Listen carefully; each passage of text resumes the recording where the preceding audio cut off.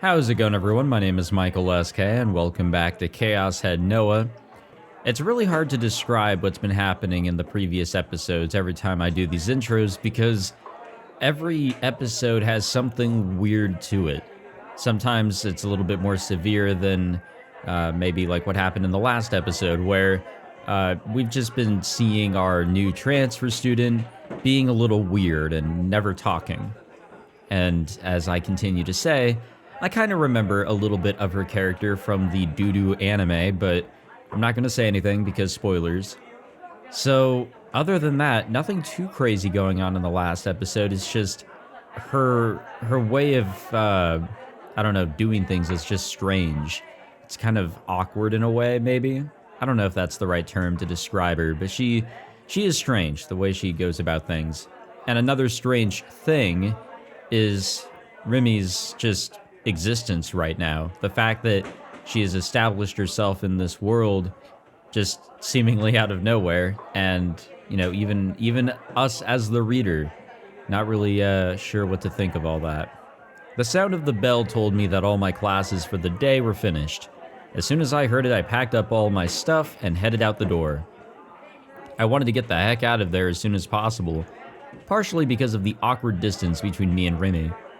But also I had something to pick up at Manga Dorake today. In the end, I was never able to say a word to Rimi. I had several chances to talk to her, but I kept silent the whole day, just like I'd done in the morning. Maybe that was mean. Maybe I just made it even harder to talk to her next time. I felt like maybe I was only making things worse. Well, yeah, we kind of are. Oni! Uh-oh. I heard an annoying girl calling out to me as I left the school building. Nanami ran up to me with a trash can in her arms. She seemed to be in the middle of taking out the garbage. Why'd she have to bother me then? I tried to ignore her and leave, but as always, she refused to let me go. Nanami yanked on the hem of my blazer. 妹見て逃げるなって。何度言えばわかるの？なんだよ。なんだよじゃないよ。お兄が逃げるからナナもつい追いかけちゃうんじゃん。Don't run after me if you don't even have anything to talk about. 相変わらず家に電話かけてこないし。まあ、ナナはもう諦めたけど、どうせお兄が真面目に連絡入れてくるとは思えないもんね。Good, you understand. That's the kind of intellect I want to see in my little sister. Not that I need a 3D little sister at all. というわけで、これからも定期的にナナがお兄の部屋に様子見に行くから。Ayo? Why? 感謝してよね。Crap, I should have known that was how this was going to end up. Won't somebody rid me of this obnoxious little sister? Careful what we wish for. No, if that was impossible, I at least wanted to get back at her a little. I'd wanted to get back at her for a long time, actually. Wait, I had an idea. I had a plan that I've been working on for a while. This was my chance to put it into practice. Maybe it would give me a little bit of vengeance. I looked around to make sure no one was watching and then beckoned Nanami to follow me into the yard. 何？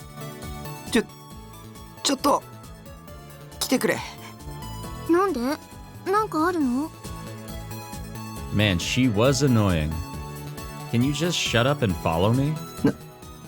ナナミに大事な頼みがある。え？頼み？お兄が？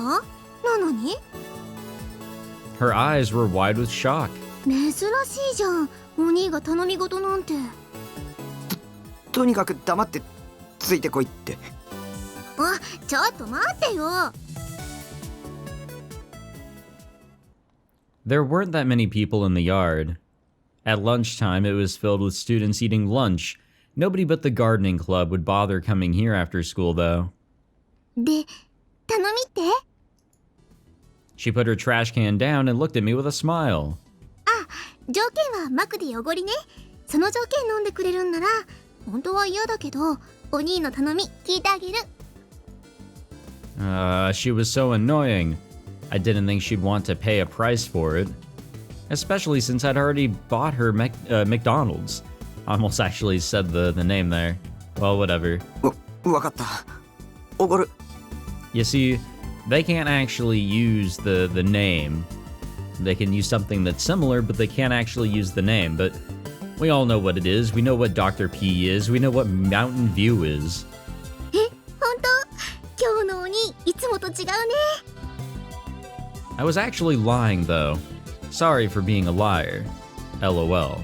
I handed Nanami my cell phone. Then I asked her to call the number. Oh, that's right. Okay, yeah, here we go. The one that had prank called me. 着歴の番号にかける相手は誰ネットの知り合い She looked at me suspiciously, so I came up with the most plausible sounding lie I could. どうして7がかけるのかければわかるなんか企んでない Jeez, would you shut up? Just shut up and do what I tell you. And if you can't do that, then leave. I don't need you for anything. じゃあもうお前には頼まない I tried to take the phone back, but Nanami pulled her hand away from me. あ、わかったってかけるよかければいい Reverse んでしょ psychology or something. ほんと Or being a わがまま tsundere. な鬼だな Acting like a tsundere, let's call it that. You don't get to talk. I held back my anger and gulped as I waited for her to call the number. Nanami innocently put the phone up to her ear and waited for someone to answer. I could see the yellow bangle on her wrist as she held up the phone. That was the one I gave her, or more precisely, that she'd taken from my room. She was wearing it to school. Did she like it that much? That cheap bangle I got for free. Nanami really did have terrible fashion sense. Maybe I was one to talk, though. No, that wasn't important right now. Who was going to answer the phone? Some scary Dokyun guy? I hoped it was just a prank and had nothing to do with Shogun or Yua. あ、もしもし Somebody seemed to have picked up. Nanami had spoken into the receiver, but she soon furrowed her brow. Then she offered the phone back to me. 鬼なんだなんだじゃないよ現在使われてませんって言ってるよ I took the phone and put it up to my ear, and what I heard お was, かけになった電話番号は現在使われておりません。番号をご確認の上、もう一度おかけ直しください。 now it could have been spoofed. Now people can actually spoof a number to an out-of-service one. It was true. Maybe it really was just a prank then. Maybe whoever was behind it would just call a bunch of random numbers and prank them, before ditching the phone and number they were using. That was a lot of work for a prank. Well, it wasn't my problem. Now that I knew the mysterious call was just a prank, I felt much safer. ねえ一体何なのもうお前用なし I left Nanami behind and started to walk, but Nanami followed after me. どういうことか説明してよ Shut up. お前掃除中だろゴミ箱置きっぱなしだぞねでも説明聞いてないもん僕は帰る Nanami grabbed me, but I ignored her and started to quickly walk toward the school gate. And she's still in 鬼 tow. じゃあマクディおごる約束だからねちゃんと覚えといてよ知るかちょっと嘘ついたのまあな Nanami came to a stop, pouting. But I kept walking. 鬼のバカ She screamed loud enough for everyone to hear. I looked back, annoyed, and she was glaring at me, shoulders heaving with rage. 鬼なんて携帯の電磁波の影響で脳みそスカスカにされて死んじゃえ Crap, thanks to Nanami's yelling, I was starting to attract attention. I had to go unnoticed at school. What an obnoxious little sister. Well, at least we solved our mystery, which I think is the big thing. I headed for the gate at a jog, ignoring her. The best move at a time like this was to run. バカ I could hear her screaming even outside the gate.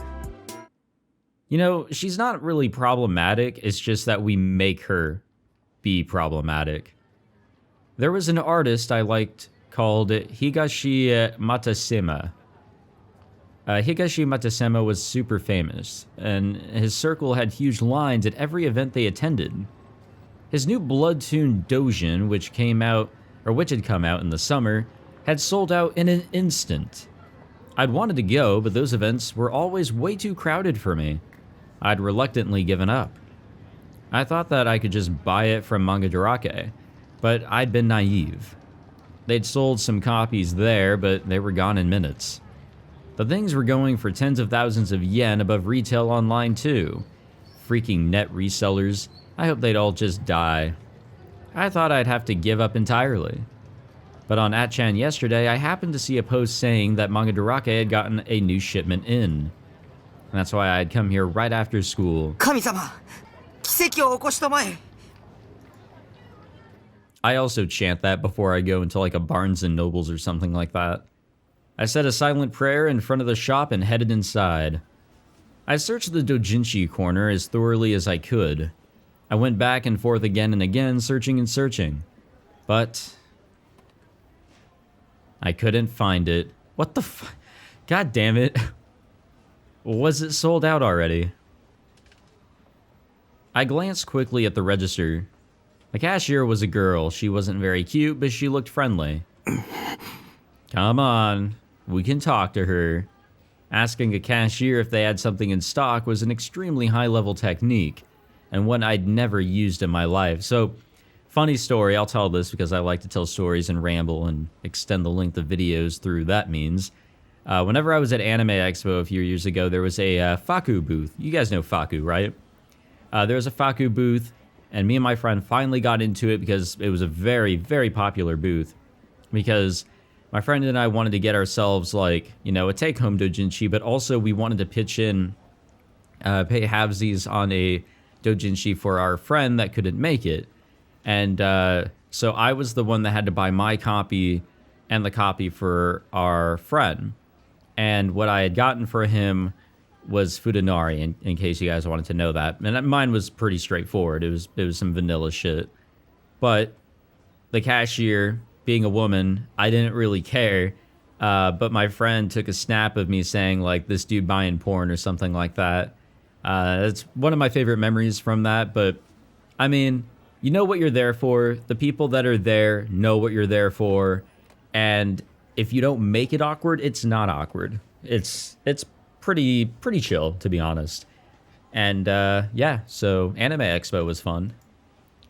The reason was simple. I didn't have the courage. Come on. Even I, an idiot, could have the courage. Especially since Higashi Matasema's new doujin was called Seraton's Extreme Kas Not a Chance. Excuse me, do you have any copies of Seraton's Extreme Kas? If I asked a female cashier that, I'd look like a pervert. Yeah, not happening. In the end, I gave up and left.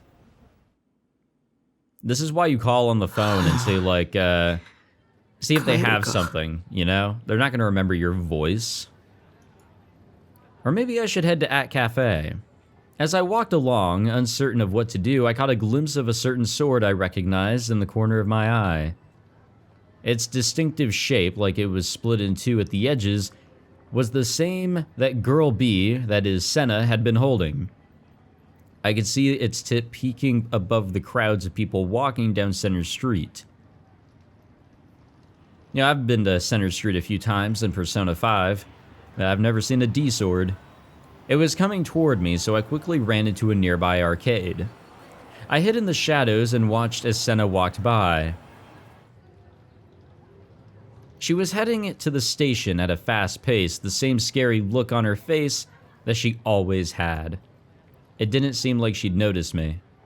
And that said, after experiencing for myself how embarrassing it was to carry a D-sword down the street, it was hard not to be impressed by her. Wasn't she embarrassed at all while carrying that? The cops had to have stopped her at least once, right? I was sure of it. Senna was getting further and further away from me. Where could you get a cool D-sword like that, or like the one that she has? The one I'd bought didn't glow and didn't look that cool. Honestly, I was pretty dissatisfied with it. Compared to mine, Senna's was incredibly cool. I'd bought the D-sword as a good luck charm, mostly. I'd been scared to death and was ready to cling to anything that might offer salvation. After what had happened with Rimi, I felt a little better, but the situation hadn't really changed. Shogun, Yua, I still had a lot of enemies out there. That's why I wanted a stronger looking D-sword. Of course, part of it was just that I was an otaku and we like to collect things. Yeah. As if drawn by Senna's D-sword, I found myself heading out into Scramble Crossing. I bit my lip. Crap. I hadn't wanted to come near the station. I didn't even want to go to Center Street or to school. I'd only done it reluctantly because I had to. Being surrounded by people I didn't know made me feel like I had nowhere to run. I felt hard to breathe. As usual, the place was packed. I started to feel sicker and sicker. For a while, I just stared at the ground, trying not to throw up. When I looked up again, the D-sword was gone. I thought I had seen her walking over to Hachiko's statue, or to the whatever statue. The crosswalk lights on Scramble Crossing had just turned green. Many people began to walk in many different directions. The area inside the crossing was pure chaos. It shocked me that so many people could each be going in their own directions without slamming into each other.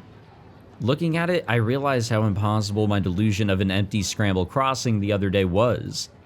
There probably wasn't a single second in a year when this place was empty. Why was I chasing after Senna anyway? I couldn't even ask a cashier at Mangadarake if they had a dojin in stock. How was I supposed to be able to talk to that scary Senna girl? She might even be an enemy. If I walked right up to her without any defenses up, there's no telling what she would do to me. I was being crazy. I should just go home. But just when I turned to go, there she is. I noticed a white chain lying on the ground.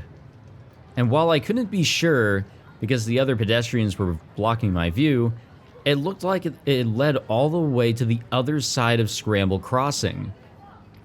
What was that about? It was an awfully long chain. Was it for some kind of construction thing? But it didn't look like anybody was doing any kind of construction. It was hard to believe somebody would just leave this chain here. Maybe it was for a TV or movie shoot? No, they wouldn't do a shoot with all these people around. Had somebody just left it here then? A huge chain like this? It would be a hassle just to bring it here. Either way, it was in the way of the pedestrians and cars. Confused, I looked at the people around me to see how they reacted. It looked like you could easily trip over the thing, but nobody was paying it any attention. Let's grab it and see what happens. I rubbed my eyes and stared at it again, wondering if I'd just hallucinated it. But the chain was still there. It was creepy, so I didn't have the courage to touch it though. It wasn't a cheap plastic thing, it was made out of tough-looking metal. How long had it been here? Where does it lead? Normally, I would think it was a trap. I'd assumed something terrible was waiting for me at the other end of it, and run away in fear. But for some reason, I couldn't stop thinking about where it might lead. A kind of oppressive force was taking over my mind and telling me I needed to follow it. That's always a good idea. I stumbled into several people as I went, but I managed to make it to the other side of the crossing before the light turned red. The chain led to an old train car, painted dark green, that was sitting next to Hachiko's statue. The train car's wheels had been removed, so it was more like a monument than something you could actually use. And this car was open to anybody who wanted to go inside, if I remembered right. Yeah, but you can never go inside it in Persona 5. Instead, you've got that one guy standing in front of it preaching to the public about politics and whatever. The chain led through the car's open door and inside. There were a lot of people waiting around Hachiko, but nobody was paying it any attention. They didn't even seem to notice it was there. It didn't seem like there was anybody inside the train car either. I gulped and looked inside. Oh. It was only then that I realized it was a trap. I didn't understand why it had taken me this long to notice. The train car had seemed empty, but there was actually a single person inside. Sena Aoi was sitting on one of the red seats, her legs crossed. Her sharp gaze was locked firmly onto me. For some reason, she had a popsicle in her hand, that shade of blue. It was a Garugari-kun, wasn't it?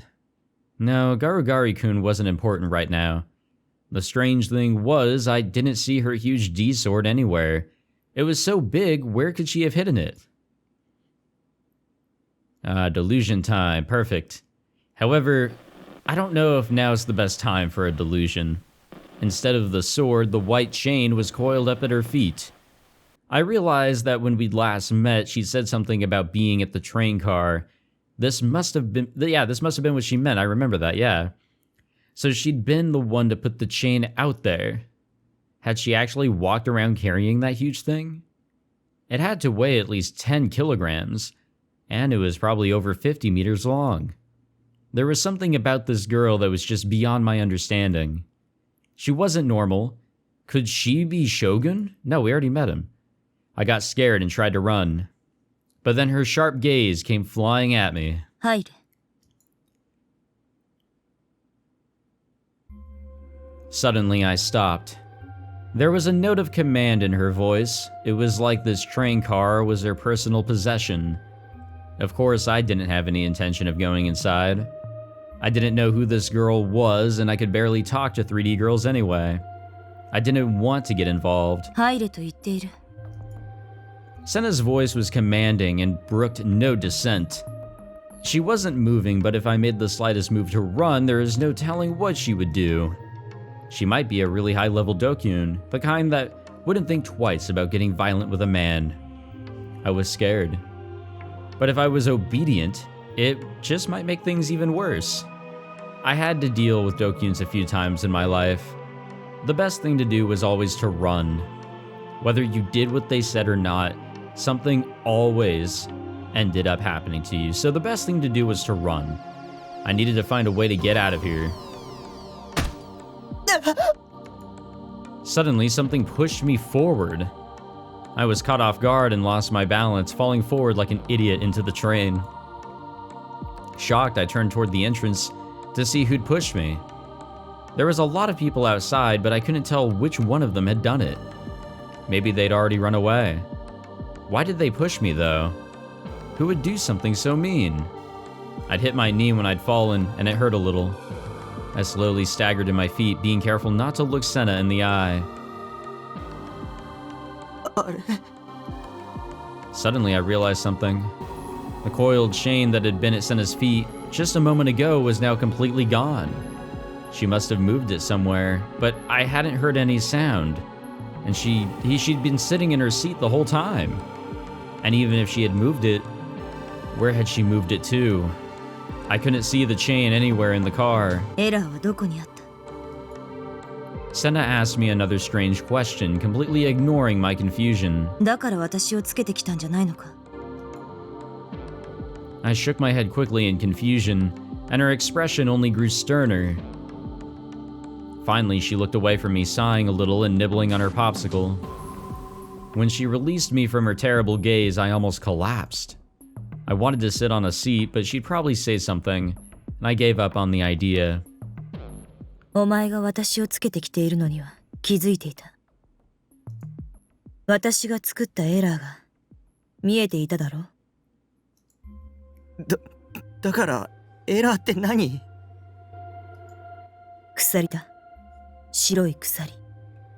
Yeah, even I'm not familiar with the error term. If that was what she meant, then yes, I'd seen it. I'd followed that strange white chain all the way here.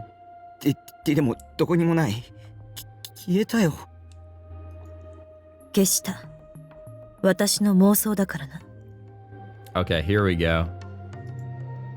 Delusion? What was she talking about?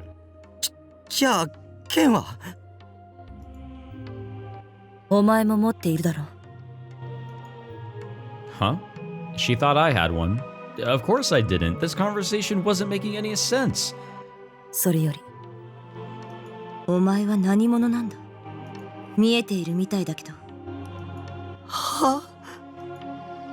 Senna glanced at me before jerking her head in the direction of the window. この窓の外に何が見える? Outside the window? People. I saw lots of people. There were even more than there'd been a second ago. Just looking at them made my head hurt. People with their heads down, playing with their cell phones, people laughing as they talked on the phone, people just standing and watching other people go by. Most of the people I could see from here, or from where I was standing, seemed to be waiting for someone else. Actually, how come none of these people actually tried to come inside the train? 完璧な世界がそこにあると思うか? あるはずがない。エラーは確かに存在する。すべてのものは人も含めて電気仕掛けだからな。 Was this her weird personal fan fiction? I mean, I had similar fantasies all the time. I wasn't going to tell her not to have them. All the novels, all the movies, all the anime in the world came from goofy fantasies. So why were the fantasies of a novelist or a director okay, while the ones amateurs like me came up with were mocked? Because they're stupid. And what's more, think about it, all the great people of history had goofy childish fantasies. The Wright brothers honestly believed they could fly over 100 years ago. Napoleon actually told people the word impossible is not in my dictionary. You shouldn't make fun of somebody for having fantasies. All of history's greats had fantasies. The problem was, this girl had suddenly started sharing hers with me. 何を見ているかじゃない。何を見せられているかだ。人は体の外からの情報を五感によって得ているけど、その受け取る情報のおよそ 80% は視覚から入ってくるんだ。そして視覚から得られた映像はパルス信号となって視神経を通り脳に送られる。 It was kind of like a phone, I thought. A phone took somebody's voice and turned it into an electrical signal, and then sent that information to someone else far away. 電話か。似ていると言えなくもない。 Damn, can everybody just read our fucking mind? She read my mind. No, that was impossible. Had I spoken aloud without realizing it again? VR 技術を知っているか? Virtual reality? Yeah, I do sim racing with it. That shit is actually nuts. If you guys ever think about getting into virtual reality, stay away from the Oculus/Meta stuff. Just don't do it. It's like a shortcut that just does not work. If you're planning on being like not tied to a computer, okay, maybe go with it. If you're planning on being tied to a computer, there's better options. Like, you'll be spending more, but I got the Valve Index. Beautiful, beautiful piece of hardware. It just works. It just fucking works. Of course, this time I was careful not to say it out loud. ビジュアルリビルディング。 Okay, that is not at all what I thought VR was. Huh? I was wrong. I'd never heard of that. アメリカの精神生理学分野で研究が行われている技術だ。Huh. 生まれながらに目が不自由な人でも目の前にある景色がちゃんと見えるようになる。ビデオカメラのような映像機器を介してな。どうやってという顔をしているな。だが仕組みとしては単純な話だ。ビデオカメラが映した映像も脳を流れる神経パルスもどちらも突き詰めれば電気による信号なんだぞ。要は神経パルスにコンバートできる技術さえあればいい。すでに実際にテストは成功している。ある研究チームが特許を取得済みだ。A patent? Was that true? I felt like a really well thought out delusion, but what kind of delusion includes stuff about patents? その特許から読み取れることがある。Senna turned her gaze away from the window and toward me. She crossed her legs again slowly. ある意図的な情報を神経パルスへコンバートすることが可能なら、人の五感すべて、さらには人の意志そのものもコントロールできるんじゃないか。The train was right in front of Shibuya Station, but it was strangely quiet. I felt like the sound was being shut out. Of course, it was just my imagination, but I remembered the empty Shibuya I'd seen a few days ago, and couldn't take my eyes off the crowd outside. さっき言ったように、人は電気仕掛けだ。脳だけじゃなく、全身に張り巡らされている神経にも電気が通っている。つまり肉体的な動きまでも操れるということになるんだ。理論的にはな。This girl, I mean, yeah, if you can control somebody's, like, if you can control their vision, especially, vision is such a huge thing, it's a huge thing for humans. We really rely on vision, I would say, as like a very big sense. Maybe behind vision would be touch or hearing. Smells and taste, I would say, aren't as important, but vision, I feel like, is the big thing. You can quite literally misdirect somebody if you had the power to alter their vision.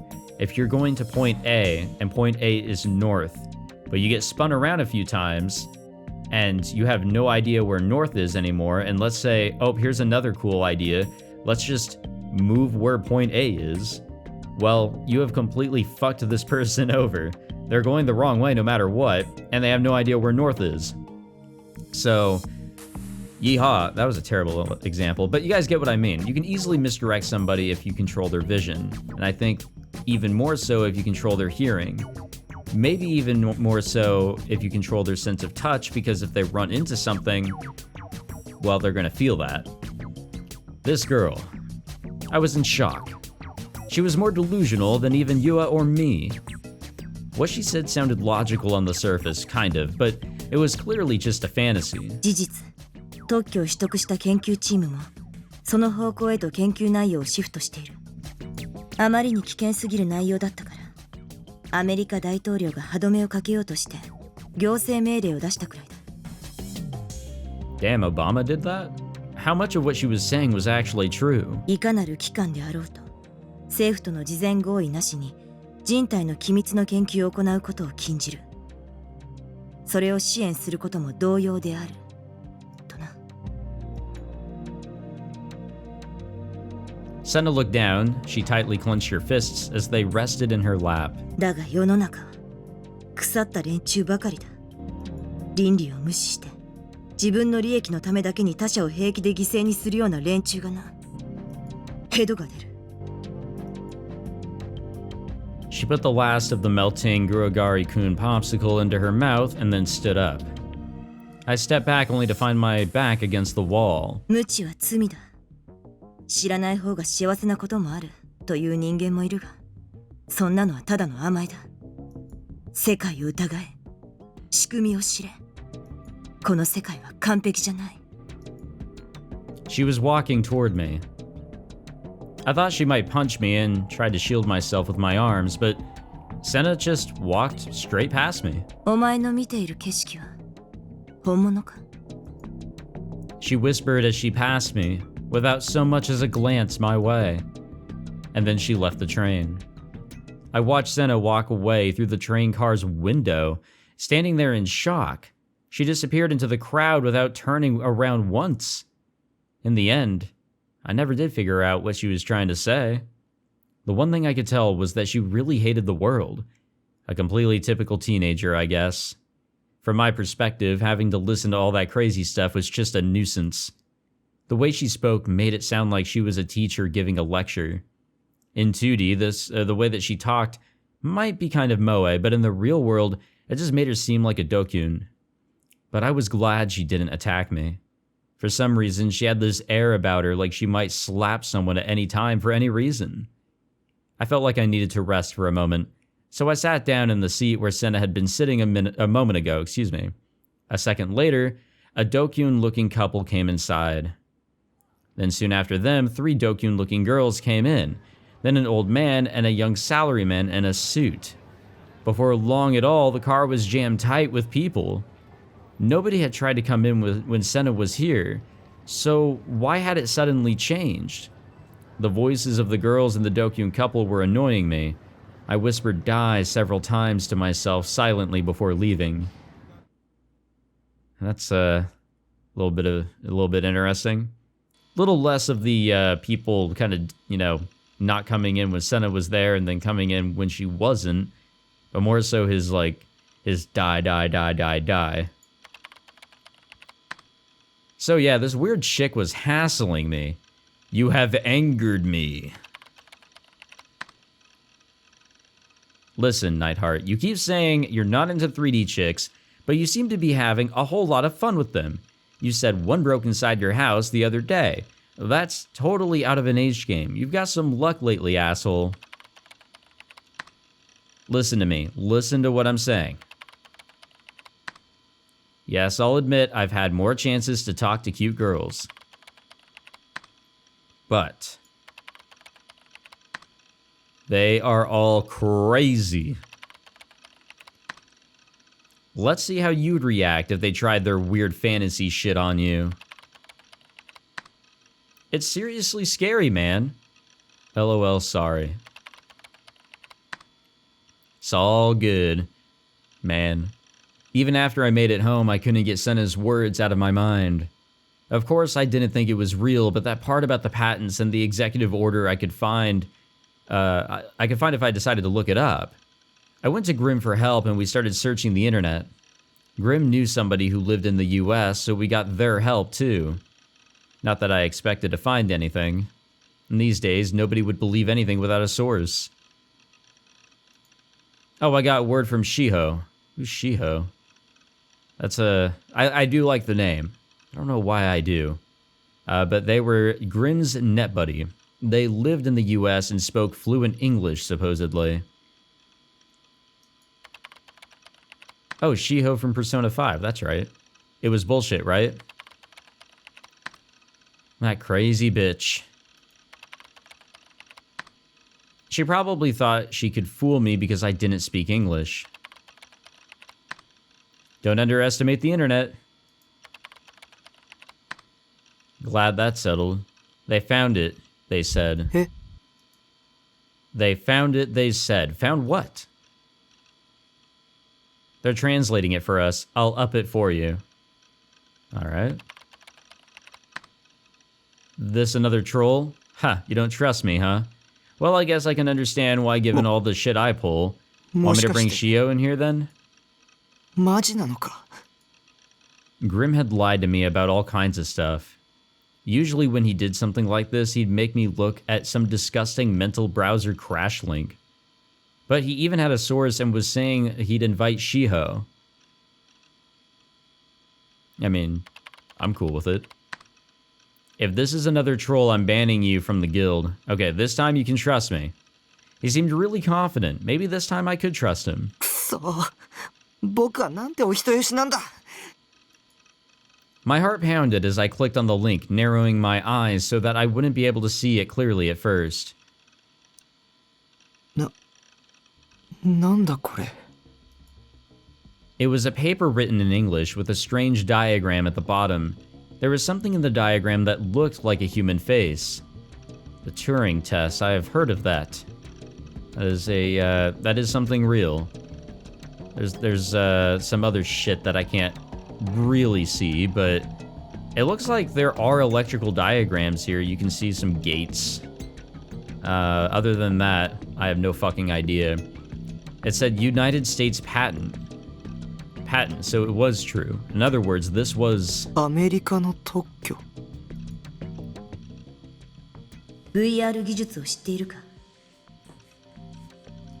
すでに実際にテストは成功している。ある研究チームが特許を取得済みだ。It was real. I opened one of the two text files that were attached with it. It was a Japanese translation of an article talking about the patent. The oh my god. Oh my god. Alright, game. Okay.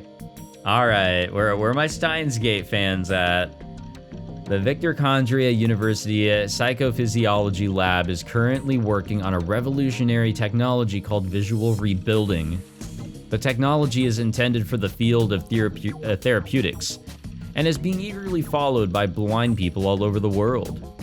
This revolutionary invention would allow the blind to see with the aid of a visual device such as a camera. To explain in basic terms how it works, the electronic signals generated by the video camera are transformed into nerve impulses, the one form of electrical signal that the brain can read. These signals are transmitted to the optic nerves, and through them, to the brain. Tests have been successful and a patent was issued. 特許本当に認められてる What Senna had been saying wasn't just some silly fantasy then. I gulped and clicked on the other file. Official order issued by the White House on March 27th, 1997. Oh, this was fucking Clinton. Strengthening protections of research into the secrets of the human body. No organization may do any research into the secrets of the human body without informed consent or support any other organization that conducts such research. This order will go into effect on March 27, 1998, or earlier if appropriate legislation passes. William J. Clinton, President of the United States. Yeah, close enough. An executive order from the President of the United States. It was like something you'd see in the backstory for a movie, but it was real. I clicked on the link too, just to be sure. I could read English even if I couldn't speak it. I was a lot smarter than the dokyuns that went to school every day after all. The actual text was more or less the same as the translation I'd been given. ということは Senna's words echoed in my mind.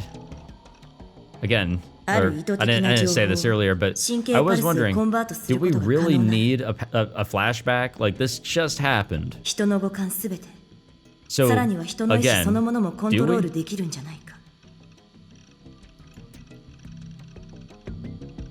This whole thing was getting kind of complicated, but knowing what Senna said, and that there was a source online to back it up, made my skin crawl.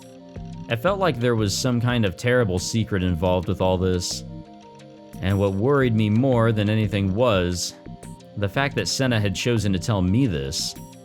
Did it have something to do with me?